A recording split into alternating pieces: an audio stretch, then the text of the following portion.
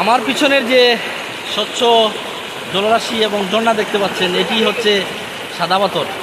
বাংলাদেশের পর্যটনের অন্যতম সৌন্দর্য এই সাদা পাথর এই বর্ষা মৌসুমে তার নান্দনিক রূপ ফিরে পায়।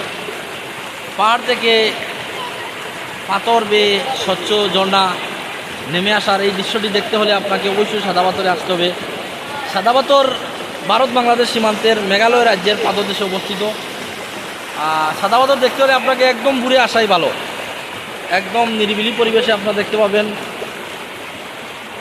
চমৎকার এই পর্যটন কেন্দ্রের সৌন্দর্য। এখানে না আসলে আসলে বুঝতে পারবেন না যে এই পর্যটন স্পটের সৌন্দর্য আপনাকে কতটুকু বিমোহিত করবে।